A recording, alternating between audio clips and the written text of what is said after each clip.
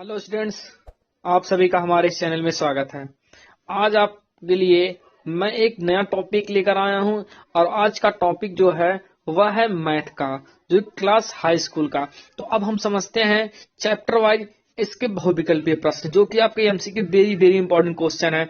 देखिए, नंबर एक पहला है लेसन एक, जिसे आप लोग बोलते हैं, लेसन का नाम है वास्तविक संख्याएं। तो अब हम समझते हैं इसके ऑप्शन कैसे और किस प्रकार के एग्जाम में पूछे जाएंगे। तो देखिए, क्वेश्चन नंबर एक है इसमें, धन पूर्णांक 6a+5 से ठीक पहले आने वाला धन पूर्णांक। ठीक है, ये क्वेश्चन है। देखो, इसको सोल्यूशन के साथ मैं आपको बताता हूं। देखो, इसने क्या बोला है, 6a+5 के पहले बोला है, तो इसी में से आप एक घटा दीजिए। तो देखिए, एक अगर घटा देंगे तो 6 से 5 में से एक चला जाएगा, कितना आ जाएगा, ये 4 यहां आ जाएगा। तो इसका देखिए आंसर, एक घटा देने पे आ गया 6a+4, तो ये हो गया बीच राइट आंसर। ठीक, अब हम लोग अगला सवाल देखते हैं। अगला सवाल है 2 नंबर, अपरिमेय संख्याएं हैं। तो अपरिमेय संख्या क्या है, तो अपरिमेय संख्या इसमें कौन है, पाई सही है। ठीक है, पाई एक अपरिमेय संख्या होती है, लेकिन पाई का मान जो हम लोग जानते हैं 3.14, ये भी परिमेय संख्या होगी। या कभी 22/7 लिख देता है तो ये भी परिमेय संख्या होगी। इसे आप विशेष रूप से याद रखेंगे। ठीक, अब अगला क्वेश्चन देखते हैं। क्वेश्चन नंबर 3 है, संख्याएं 4√3 क्या है, तो √3 यहाँ अकेले अगर हम देखें तो ये अपरिमेय संख्या है, तो इसका मतलब ये क्या है, अपरिमेय है भी। तो इसका क्वेश्चन नंबर 3 का थर्ड नंबर सही है, अपरिमेय संख्या है। अब हम चौथा क्वेश्चन देखते हैं। देखिए, क्वेश्चन नंबर 4 है, निम्नलिखित संख्याओं में क्या, निम्नलिखित संख्याओं में परिमेय संख्याएं हैं। तो परिमेय संख्या कौन है, यहां देखिए, एक का वर्गमूल कितना होता है, 1 होता है। तो इसको 1/1 मतलब p/q के रूप में लिख सकते हैं। इसका मतलब √1 परिमेय संख्या है। देखिए, √5 ये भी अपरिमेय था। इसका अगर गुणा कर देते 9 करने में 9 4 13 बटे √ में आ जाता, तो √13 का भी नहीं निकलता, ये भी वर्गमूल नहीं था। ठीक है, इसका भी वर्गमूल नहीं निकलेगा। तो ये तीनों क्या था, अपरिमेय था। अब क्वेश्चन नंबर 5 देखते हैं। क्वेश्चन नंबर 5 है, निम्नलिखित में परिमेय संख्याएं हैं। तो देखिए, ये जो डॉट डॉट लाइन होता है, इसको हम लोग आसांत के रूप में बोलते हैं। ठीक है, जो अपरिमेय होता है, तो ये भी अपरिमेय है, तो ये भी गलत। ये भी अपरिमेय, ये भी गलत।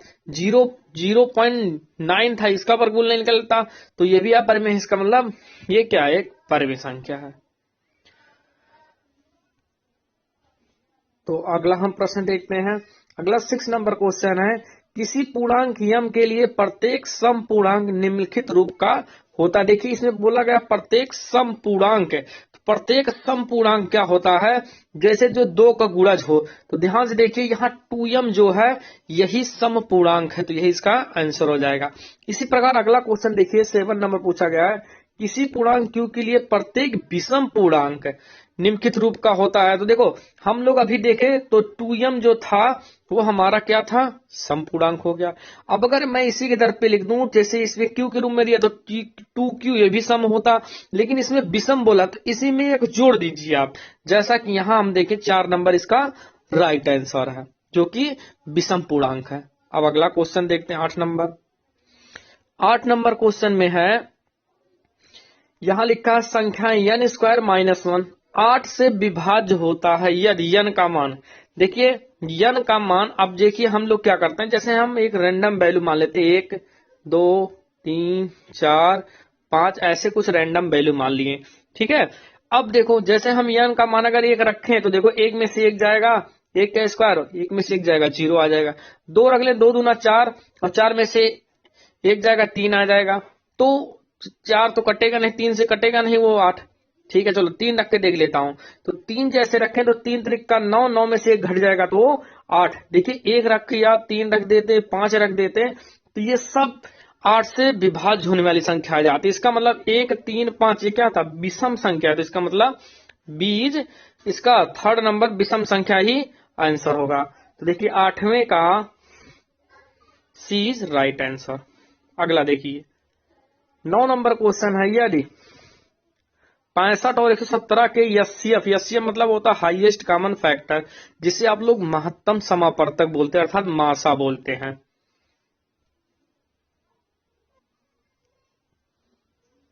ठीक है, तो इसको लिखा है एचसीएफ 65 यम माइनस 17 के रूप में व्यक्त किया जा सके। तो यम का मान देखिए, आप क्या करेंगे 65 और 117 का एचसीएफ निकाल लेंगे। क्या निकाल लेंगे?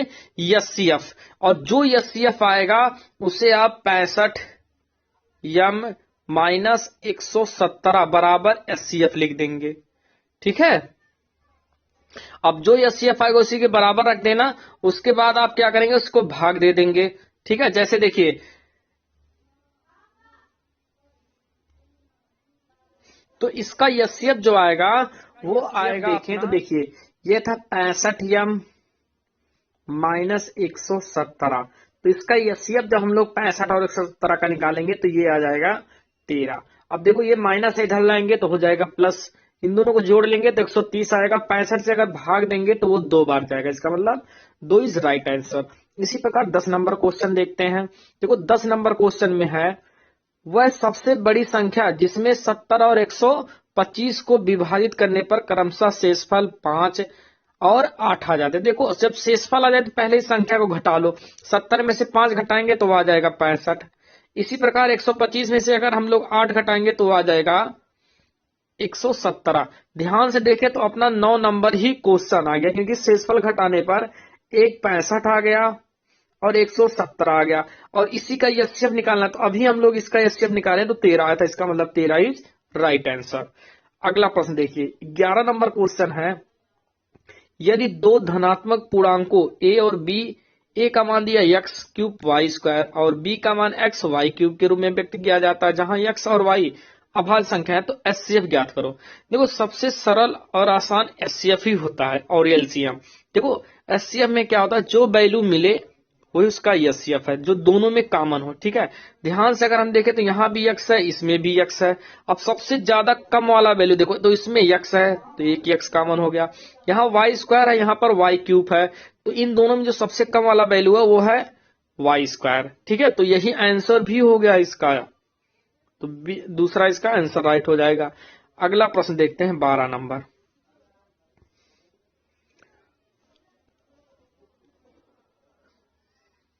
देखिए 12 नंबर प्रश्न में है, यदि दो धनात्मक पूर्णांक p और q, p का मान दिया है ए बी स्क्वायर और यहाँ पर q का मान दिया है ए क्यूब बी के रूप में व्यक्त किया जा सकता है, जहां a और b अभाज्य संख्या है, तो एलसीएम निकालना है। अब देखो एलसीएम में खास बात ये होती है, जो वैल्यू मिलता है उसे भी लिखते हैं और जो वैल्यू नहीं मिलता उसे भी। सामान्य भाषा में बोलते तो जो सबसे ज्यादा वैल्यू है उसी को एलसीएम बोलते। देखो a यहाँ भी है, a यहाँ भी है, अब इन दोनों में a क्यूब ज्यादा था तो ये ज्यादा वैल्यू है, यहाँ b है, यहाँ b स्क्वायर, तो जो ज्यादा कौन है, b स्क्वायर, इसका यही आंसर भी हो गया। ठीक है, अगला प्रश्न देखिए, प्रश्न नंबर 13 है, एक शून्येतर परमेय संख्या और एक अपरमेय संख्या का गुणनफल सदैव क्या होता है, इसका मतलब तो आपको हम बता दें तो इसका सदैव जो होता है अपरमेय संख्या होती है। ठीक है, अब अगला सवाल, अब प्रश्न नंबर 14 देखते हैं। देखिए प्रश्न नंबर 14, 1 से 10 तक की संख्याओं में सभी संख्याओं से विभाज्य न्यूनतम संख्या है, तो आप क्या करेंगे 1 से लेकर ठीक है 10 तक का वैल्यू का एलसीएम निकाल लेंगे तो टोटल आ जाएगा 25 20, तो यही इसका आंसर हो जाएगा। अगला देखिए 15 नंबर प्रश्न है, परमेय संख्या इतना दिया गया का दशमलव प्रसार निम्नलिखित किन दशमलव स्थानों के बाद समाप्त होगा, तो इसका अर्थ पहले समझ। समाप्त का मतलब हो गया हम लोग अंश में हर से भाग देंगे। ठीक है, जैसे ये लिखा था 1 4 5 8 7 और बट्टे है 1 2 5 0। आप जब इसे भाग दे देंगे तो देखिए जैसे इसका भाग देने पर जो भी वैल्यू आए तो उसको ध्यान से आप समझिए। जैसे मैं मान लेता हूं इसका भाग देने पर 11 और दशमलव यहाँ पर 4 वैल्यू आ जाएगी, कितना, जैसे मैं लिख दिया 2 5 6 4, तो बोला कितनी संख्याओं दशमलव के बाद समाप्त होगी, तो देखिए काउंटिंग 1 2 3 4। आप भी जब भाग देंगे तो 11 दशमलव समथिंग जो आएगा, मतलब दशमलव के बाद देख लेना कितनी संख्या है, तो वो 4 ही संख्या होगी, इसका मतलब 4 इसका आंसर भी है। ठीक है, उसे आप ट्राई कर लेना लगा के, दशमलव के 4 संख्या के बाद ही वैल्यू कट जाएगी, और इसीलिए इसका ये आंसर भी है। अब हम लोग देखते हैं लेसन नंबर 2। देखिए अब हम लोग अगला प्रश्नावली समझते हैं। अगला प्रश्नावली नंबर लेसन इसका 2 है, और इस लेसन का नाम जो है दो चर रैखिक समीकरण। देखिए इसका क्वेश्चन हम लोग कैसे सॉल्व करेंगे।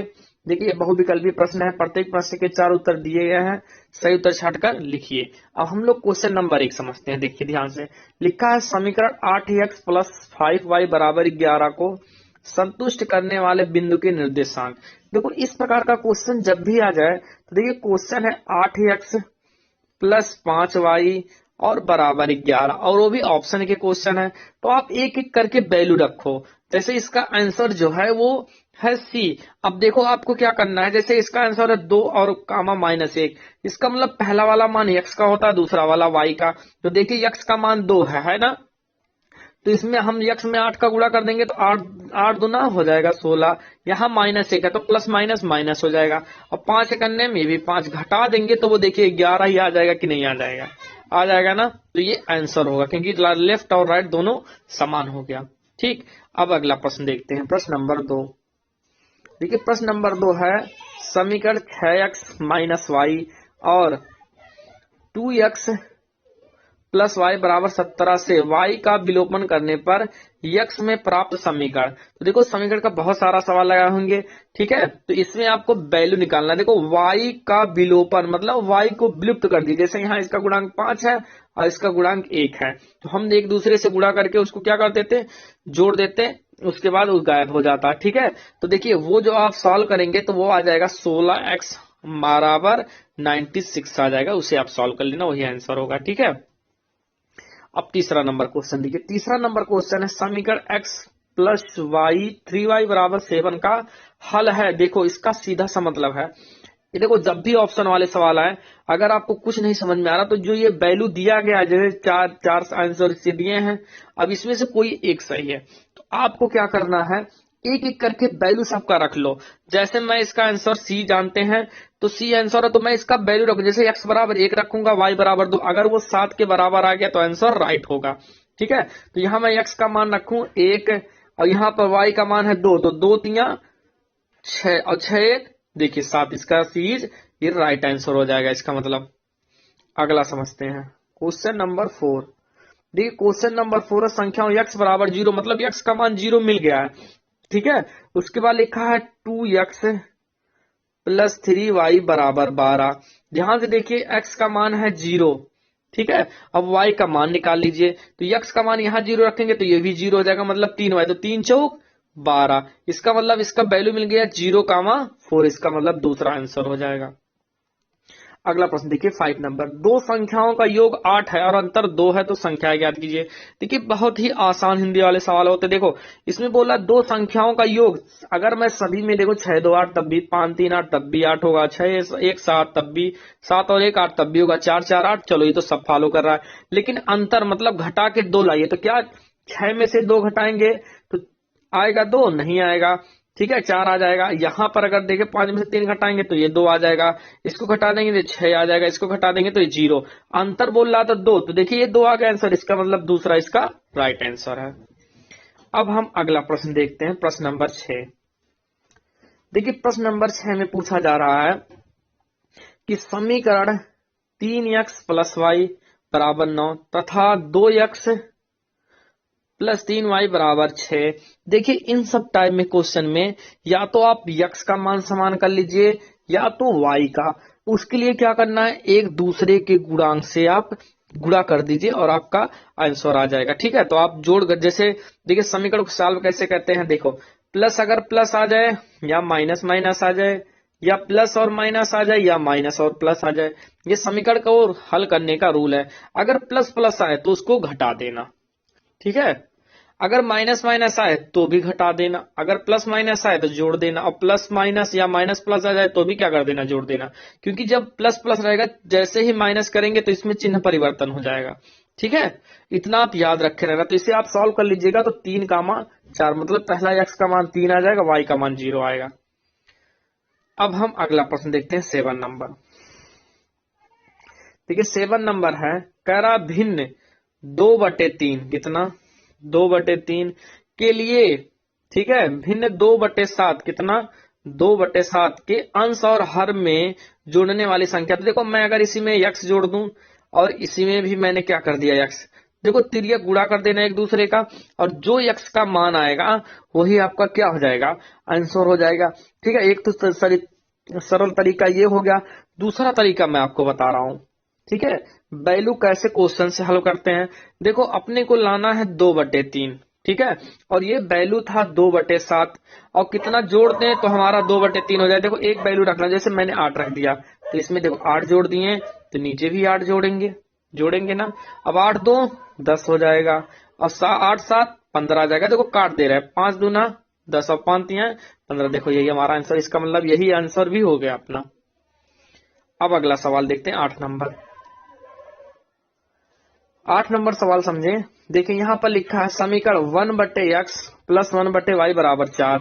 यहाँ पर 1/x प्लस 1/y बराबर 4 है। इसी प्रकार यहाँ देखिए 1/x माइनस 1/y बराबर 0 है। तो हमसे कह रहा है x और y का मान निकालिए। ध्यान से देखिए यहाँ प्लस है, यहाँ माइनस, प्लस और माइनस रहता है तो जोड़ देते हैं हम वैल्यू। देखो y से 0 हो जाएगा, यहाँ 1/x मतलब 2/x बराबर 4 आ जाएगा। तो 2 से काट देंगे तो ये कितना आ जाएगा, 2 आ जाएगा। मतलब x का मान जो होगा 1/, कितना हो गया 2। तो देखो x का मान 1/2 हो गया, तो एक वैल्यू तो अपने को मिल गई। अगर यहाँ पर हम देखें तो और कोई ऐसी वैल्यू नहीं है जो बटे में है, इसका मतलब ए इज राइट आंसर। अब हम लोग अगला सवाल समझते हैं। देखिए 9 नंबर सवाल है, पिता की आयु अपने पुत्र की आयु की 3 गुनी है। ठीक है, बहुत सी सावधानी पूर्वक ऐसा सवाल समझना। 5 वर्ष बाद पिता की आयु दुगनी, ठीक है 2 गुनी पुत्र की आयु के 5 गुने के बराबर हो जाती है। पिता और पुत्र की वर्तमान आयु याद कीजिए। ठीक है, फिर से देखिए पिता की आयु अपने पुत्र की आयु की 3 गुनी है। ठीक है, अब 5 वर्ष बाद, ठीक है 5 वर्ष बाद पिता की आयु पुत्र की आयु से दुगनी आयु के 5 गुने के बराबर हो जाती है। ठीक है, तो अब कह रहा पिता और पुत्र की आयु। देखिए मैंने आयु के संबंधी कई सारे प्रश्न डाले हैं, उसे आप देख लीजिए। उसके बाद जैसे ही इसको लगाएंगे आप मान के चलिए 1 से 2 मिनट में आंसर। तो इसका जो आंसर होगा वह मैं आपको बता दे रहा हूं, 45 वर्ष और 15 वर्ष होगा। पिता की आयु 45 वर्ष और पुत्र की आयु होगा 15 वर्ष। ठीक है, तो इसे आप सॉल्व कर लेना। इसी प्रकार मैं अगला क्वेश्चन देखता हूं। अब 10 नंबर देखिए, 10 नंबर प्रश्न है समीकरण x प्लस वाई, यह x प्लस वाई बराबर 6। ठीक, समीकरण क्या था, x प्लस वाई बराबर 6, और उसके बाद है x माइनस वाई बराबर 2। कह रहा हल होगा, मतलब x और y का मान। यहां अगर हम ध्यान से देखें तो y और प्लस माइनस में तो 0 हो जाएगा, जोड़ देंगे तो यह आ जाएगा 2x। ठीक है, और 6 2 हो जाएगा 8, 2 से काट देंगे तो ये कितना हो जाएगा 4 हो जाएगा। इसका मतलब x का मान मिल गया 4। चलो ठीक है, x का मान अगर 4 मिल गया, ध्यान से देखें अब तो हम पहला वैल्यू देखें तो x का मान 4 ये है, और यहां पर देखें x का मान पहला 2 तो इसका 6 तो इसका 8। इसका मतलब आंसर कौन होगा, ए इज राइट आंसर। ठीक है, अब हम लोग अगला सवाल देखते हैं 11 नंबर, जो कि इस प्रश्नावली का लास्ट सवाल है। 11 नंबर सवाल देखिए ध्यान से, कह रहा है सवाल, ठीक है 5 पेनों और 3 अभ्यास पुस्तिकाओं का मूल्य 31 रुपया है। यदि 7 पेनों और 2 अभ्यास पुस्तिकाओं का मूल्य 39 रुपया हो तो एक पेन और एक अभ्यास पुस्तिका का मूल्य होगा। देखो आपको क्या करना है, पेन का मूल्य मान लीजिए, मैंने मान लिया x है। ठीक है, उसके बाद इसे हम समीकरण बना देते हैं, उसके बाद आप इसे सॉल्व कर लेना, हम आंसर बता देते हैं। ठीक है, देखो 5 पेन है तो मैंने मान लिया पेनों का दाम x है। चलो ठीक है, 3 अभ्यास का पुस्तिका है तो 3 अभ्यास की पुस्तिका का मान लेते हैं y, यह है 31 टोटल। ठीक है, इसके बाद देखिए यहाँ पर 7 पेन, कितना 7 पेन x हो जाएगा, और 2 अभ्यास पुस्तिका इसका हो जाएगा 2y, बराबर कितना हो जाता है 39। अब देखो इसी में आप चाहे एक्स वाई का गुणांक समान करके चिन्ह के साथ जोड़ घटा दीजिएगा, आपका आंसर आ जाएगा। और वो आंसर जो आएगा आपका वो सी इज राइट आंसर, मतलब तीसरा होगा। पेन का मूल्य 5 रुपया होगा और अभ्यास पुस्तिका का मूल्य 2 रुपया होगा। ठीक है, तो ये अभ्यास नंबर दूसरा का था, जो दो था हमारा दो चर रैखिक वाले समीकरण। अब हम देखेंगे अगला प्रश्नावली का। तो अब हम देखते हैं लेसन नंबर 3, और लेसन नंबर 3 है द्विघात समीकरण। तो इसके हम आप लोग प्रश्न देखेंगे जो कि बोर्ड एग्जाम के लिए काफी इंपॉर्टेंट है। और आप लोग इस वीडियो को जितना हो सके उतना ज्यादा से ज्यादा आप लोग शेयर करिए, ताकि सभी स्टूडेंट के पास ये वीडियो पहुंच जाए। तो अब हम समझते हैं क्वेश्चन नंबर 1। तो देखिए प्रश्न नंबर 1 है, इसमें a x square plus b x plus c बराबर 0 के मूलों का योग होगा। ठीक है, तो इन दोनों, देखो पहले मैं आपको इसका सूत्र बता देता हूं। देखो a x square plus b x plus c बराबर 0। ठीक है, ये दो घात समीकरण का मानक समीकरण भी कहलाता है। जब इसमें बोले मूलों का योगफल तो अल्फा प्लस बीटा लिखते हैं, और वो होता है माइनस बी बाई ए। देखो तो इसका आंसर हो गया डी इज राइट आंसर, मतलब चौथा माइनस बी बाई ए। लेकिन कभी कभी इसी में मूलों का गुणनफल भी पूछता है, तो गुणनफल क्या होता है, देखो अल्फा इंटू बीटा बराबर होता है सी बाई ए। ठीक है, इसे आप अच्छे से जाने रहिएगा। ठीक, तो इस प्रश्नावली का देखो a x square plus b x plus c बराबर 0 के मूलों का योग मतलब योगफल, तो कितना होता है माइनस बी बाई ए। इसी प्रकार देखिए प्रश्न नंबर 2। ठीक है, और विभक्तर का सूत्र आप लोग भी जानते होंगे, डी बराबर बी स्क्वायर माइनस 4 ए सी। माइनस 4 ए का मान भी उसका एक स्क्वायर गुणांक 1 है, फिर सी का गुणांक है -1। तो ध्यान से देखिए 1 का वर्ग माइनस माइनस प्लस हो जाएगा, इसको छोड़ दिए। फिर ये माइनस माइनस ये भी क्या हो जाएगा, प्लस हो जाएगा। 4 और यहाँ 1 का गुणा करते 4 करने में 4 ही, 4 और 1 हो जाएगा 5। इसका मतलब इसका भी आंसर 5 सही है। ठीक है, तो 2 क्वेश्चन हो गया। अब हम लोग तीसरा क्वेश्चन आते हैं। देखिए तीसरा क्वेश्चन है समीकरण, देखिए लिखा है एक्स स्क्वायर माइनस 25 बराबर 0 को कहते हैं, क्या कहते हैं।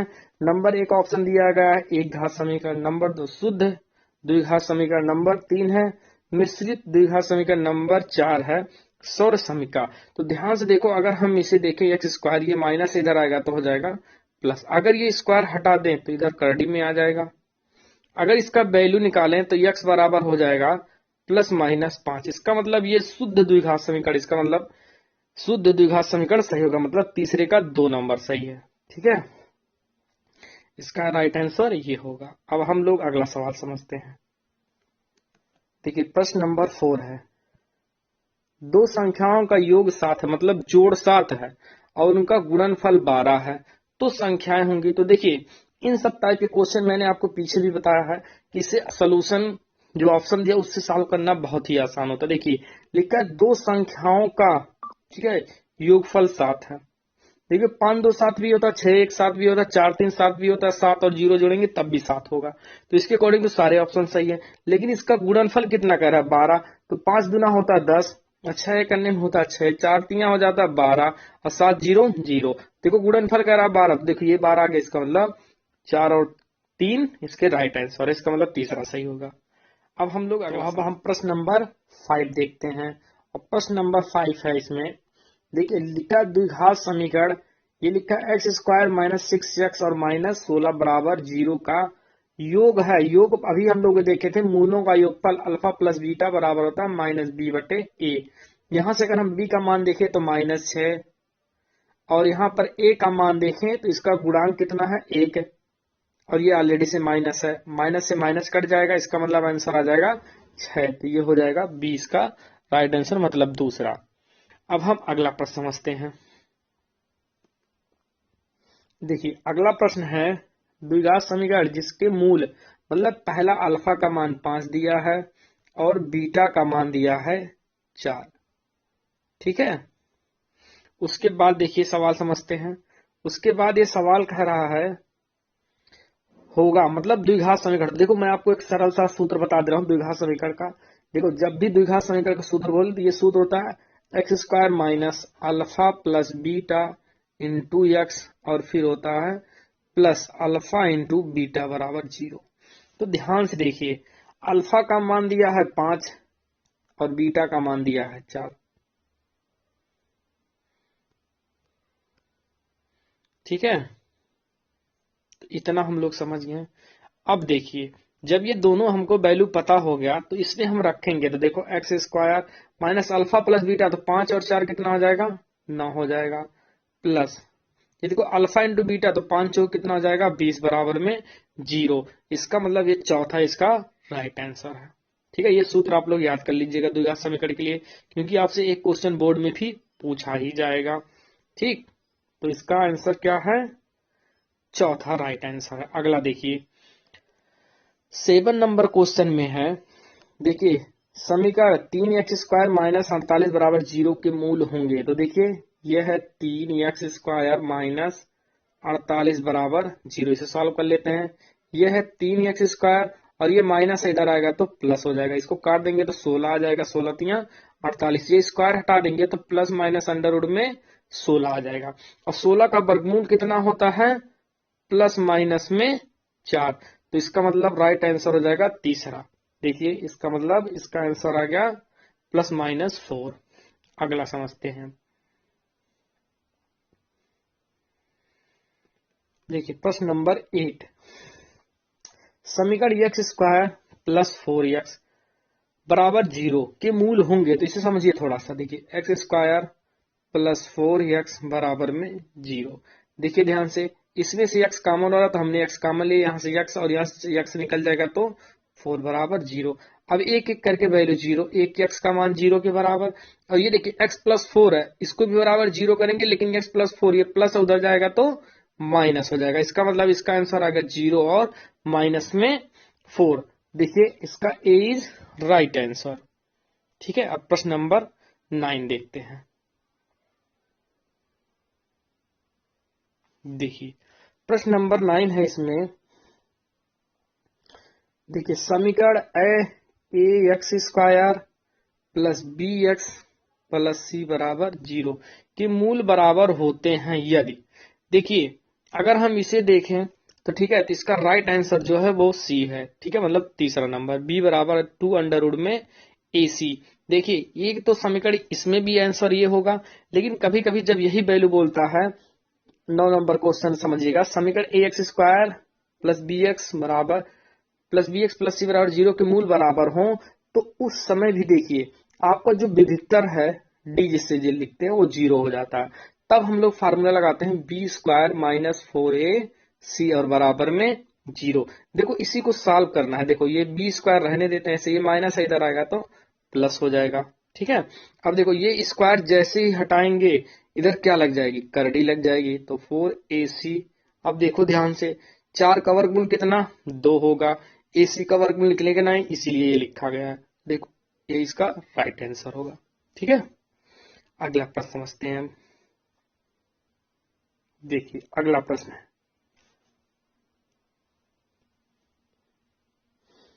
देखिए प्रश्न नंबर 10 है, समीकरण x/8 और बराबर है 8/x, मतलब देखिए x/8 बराबर 8/x है, तो मूल होंगे। देखिए ऐसे हम त्रिया गुणा कर लेंगे, x का गुणा कर देंगे, x² 8 टाइम हो जाएगा 64।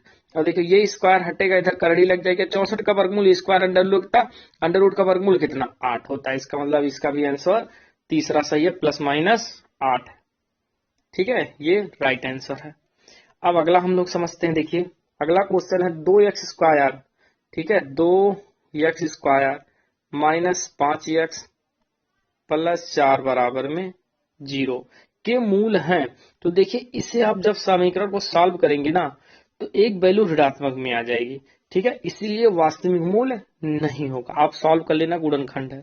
ठीक है, अब 12 नंबर समझते हैं। देखिए मैंने गुणनखंड का भी वीडियो बना दिया है, द्विघात समीकरण का मैंने पूरा चैप्टर डाला है, आप लोग उसमें सांख्यिकी भी देख सकते हैं, ट्रिग्नोमेट्री भी मैंने, त्रिकोणमिति डाल दिया है। ऐसे ही मैंने कई सारे चैप्टर के पूरे वीडियो डाल दिए, उसे आप लोग जरूर देख लीजिए। ठीक है, ताकि आप एग्जाम में अच्छे से अच्छा मार्क ले आए। ठीक, अब हम लोग प्रश्न नंबर 12 देखते हैं। देखिए प्रश्न नंबर 12 है, समीकरण 2x² प्लस 5x प्लस 3 के मूलों के चिन्ह होंगे। ठीक है, देखिए ये सारा वैल्यू प्लस में है, ठीक है। जैसे मैं मान लेता हूँ कोई वैल्यू है, यहाँ मैंने लिख दिया x प्लस ए बराबर में 0, इसके भी कुछ वैल्यू आएंगे। तो यहाँ ध्यान से देखिए, ये प्लस इधर आएगा तो क्या आ जाएगा, माइनस है। इसी प्रकार और यहाँ कोई वैल्यू होता तो वो भी माइनस में आता कि नहीं आता, क्योंकि दोनों वैल्यू इसमें ध्यान से देखिए दोनों प्लस में है।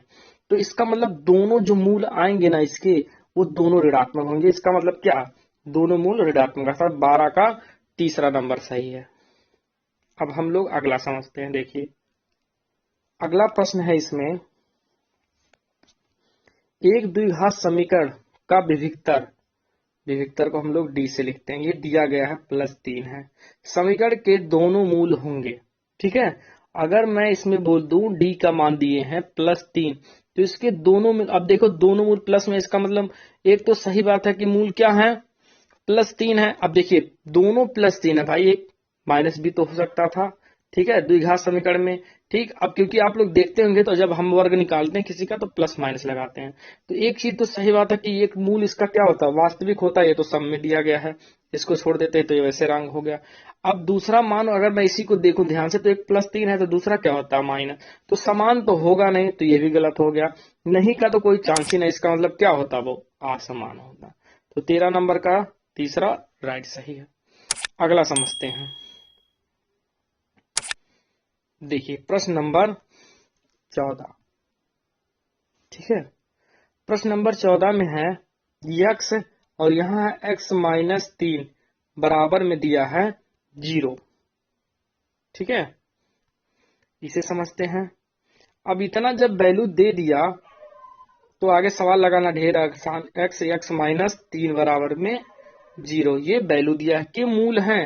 देखो एक तो x बराबर 0 हो जाएगा, ये माइनस है तो x बराबर इधर आएगा तो प्लस हो जाएगा, इसका मतलब 0 और 3 होगा, तो 0 और 3 इसका आंसर चौथा सही है, ठीक है। ये इसका राइट आंसर होगा, चौथा नंबर, ठीक है। अगला देखते हैं 15 नंबर, ठीक। वीडियो काफी बड़ा हो जा रहा है तो 3 ही लेसन आप लोग और एमसीक्यू इसका पाएंगे। इसके अगले नेक्स्ट वीडियो में हम लोग लेसन 4 से बनाएंगे, ठीक है। तो उसमें आप लोग और से, अब हम लोग देखते हैं प्रश्न नंबर 15, जो कि आज का लास्ट प्रश्न क्वेश्चन है। तो देखिए इसमें है 15 नंबर में समीकरण 4x² minus 12x, 4x² minus 12x plus 9 और बराबर 0 के मूल होंगे। तो देखिए इसे आप लोग क्या करेंगे, पहला नंबर इसका आप गुणनखंड कर देना, ठीक है। सब वैल्यू इसके पॉजिटिव आएंगे, तो पहला एक चीज तो हम लोग तुरंत समझ जाएंगे कि ये वैल्यू वास्तविक होगा, ठीक है। अब जब आप इसको सॉल्व कर लिएगा तो ध्यान से देखना, देखिए इसका हम गुणनखंड अगर करके भी दिखा दें तो ध्यान से देखिए, ये सवाल है 4x² माइनस 12x प्लस 9 बराबर 0। ये देखिए ध्यान से इसका गुणनखंड आप करिए तो देखो ये एक प्रकार से a² और -2ab प्लस b² की तरह बनना। जैसे देखिए इसको हम लिख सकते हैं इतने का होल स्क्वायर, 2ab, ये 3 का वर्ग है तो 3 लिख देंगे और प्लस यहाँ लिख देंगे 3 का वर्ग बराबर में 0। तो इसका मतलब ये बन गया फार्मूला 2x और फिर -3 का होल स्क्वायर बराबर 0। तो एक चीज हमको इससे एक समझ में आ गई, तो एक संख्या ये माइनस से इधर आता तो प्लस हो जाता, और दूसरा वैल्यू 3/2 आएगा वो बराबर होगा, इसका मतलब वास्तविक और कैसा होगा, बराबर होगा इसका। तो 15 का ये तीसरा नंबर सही है, ठीक है। तो आप लोग देखें प्रश्न नंबर, ठीक है, प्रश्नावली 1 से 3 प्रश्नावली हम लोग सॉल्व कर लिए। अगली वीडियो हम लोग अगले प्रश्न में देखेंगे, ठीक है, जो आप लोगों के लिए बोर्ड पेपर के लिए काफी ज्यादा इंपॉर्टेंट होगा। तो इसी प्रकार का वीडियो पाने के लिए आप लोग हमारे चैनल को लाइक, सब्सक्राइब और शेयर करना ना भूले। वीडियो देखने के लिए धन्यवाद। जय हिंद।